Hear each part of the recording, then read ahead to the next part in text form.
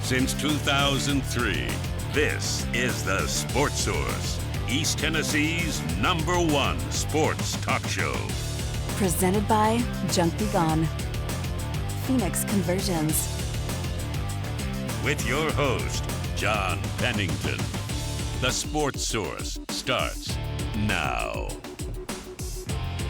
Good Sunday morning. Welcome into the Sports Source. It's Super Sunday morning. We'll have a wee tad bit of Super Bowl talk a little bit later as it ties to Tennessee for the most part. But today we're talking Tennessee basketball and their struggles.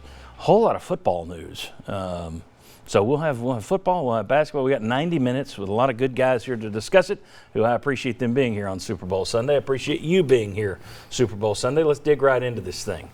First segment of our program brought to you by Junk Be Gone. It's almost time for spring cleaning. That means it's time to start planning with Junk Be Gone. You know, you can rent their 15-yard dumpsters. Those things are 15 yards long. Do your own cleaning and then have them haul it away. That's what I do. But you can also get them to do any kind of dismantling that needs to be done. You can get them to carry it out. They have two-man teams, great folks that can do this for you. You got all kinds of options when it comes to spring cleaning with Junk Be Gone, and they do great work all year long. JunkBeGone.biz to learn more about this terrific local company. All right, let me introduce the first wave of panelists. We have former Vol assistant basketball coach, former D1 basketball player Mark Pankratz right here. Mike Strange and Jimmy Himes, two Hall of Fame sports writers in this state. And also, of course, Jimmy hosts Sports Talk on WNML, AM and FM, Monday through Friday, 3 o'clock. So, guys, thanks for being here. Appreciate it. Let's put up the stats here. It was a bad week for Tennessee. They gave number 3 Kansas a fight in Lawrence last Saturday. Players are saying after the game that Rick Barnes told them, hey, you can compete with anybody in the country. Man, then they go out and flop. They lose at home to Texas A&M, a game that we said last week was a must-win against Texas A&M. They lost. They got whipped on the boards by 25, out-rebounded by 25. Lost to a team that shot 30% from the floor. Then they go out yesterday, put up a good first-half fight, but they fall at Mississippi State, get out-rebounded again. And at least they lost to a team that shot 60%. So you can say that it didn't matter how the other team shot. They just out-rebounded and beat them on the boards. This probably kills any hope for postseason basketball. NCAA, and with the way the NIT has changed its makeup, probably NIT as well as Tennessee falls to 12-9. Your thoughts on a very bad week on Rocky Top? We'll start with you guys and work our way back to Mark. Well, yeah, I think you hit the nail on the head with the boards. You just got. I don't remember seeing a Tennessee team get pounded on the boards, offensive glass, like Texas A&M did to them. And then yesterday in Starkville, I can't remember a game where the other team just got the ball inside right to the rim, passing, mostly passing, sometimes driving, just right there at the rim, over and over and over. Yeah, I thought the interior defense was sort of non-existent, and Reggie Perry had his way. I think he had 24 points, 12 rebounds. And a couple of alarming stats in the second half. Mississippi State shot 69% in the second half, and they were 18 of 20 at the foul line. They out-rebounded Tennessee 23-8 in the second half. And they scored 58 points. 58 points is about what Tennessee had been giving up for a game. That was one half for State. So the defense and the rebound didn't show up. The defense against A&M was there, except for the offensive rebounding was pretty bad. John, this is a team before the year. I thought there was a concern about what they'd be able to do because they lost so much. If you had told me, though, in October that your two leading scorers at Mississippi State would be Plavsic and Vescovi, two guys who weren't even on the team, right, really, that you didn't know if you're going to have, that would have really surprised me. But this is a team that's got a big uphill fight, and I think it is going to be hard for them to make postseason.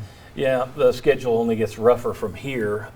Mark, talk to me about the rebounding issues. A lot of people look at that and say, look, that's just effort. I had somebody send me a tweet yesterday. I thought it was interesting, or maybe this morning, simply saying, how do you add a 7-footer and get worse on the boards? Your thoughts on the rebounding woes that appeared? You out-rebounded Kansas last week. Now, granted, all they had was Azubuike. They had two forwards who were suspended, but still, you go to Kansas, out-rebound them, and then this week it's like you don't know how to rebound. Yeah, I think, there's a couple things. One, I think what you saw in the struggles interior is a lot of what we initially thought was going to be Tennessee's struggle coming in this season was the interior. You know, you thought with Lamonte and with Bowden, with Josiah James coming, you thought the guards would be the strong point of this ball club, and the inside would be the struggle. And so some of that, Fulkerson being a little undersized, Pons is an undersized big.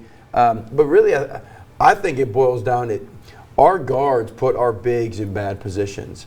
What you saw in these last 2 games was a lot of little big screening action where Vescovi's man is setting a screen, Gaines or Jalen Johnson, they aren't big, they can't chuck or get in the way of a post player coming to the other block. And so now all of a sudden their big guys are either switched on to a guard, and so now they're rebounding over our guards, or they're posting up much closer to the basket because our guards are not helping our bigs defend the interior. And so I think, yes, the bigs have to be held accountable, but I think our guards defense, even in ball screen offense, what you saw versus Texas A&M, Vescovi was terrible getting through bigs. Jalen Johnson's playing more. He's skinny. He's just like Jordan McRae when I was over there. He struggled getting through screening actually because he's so skinny.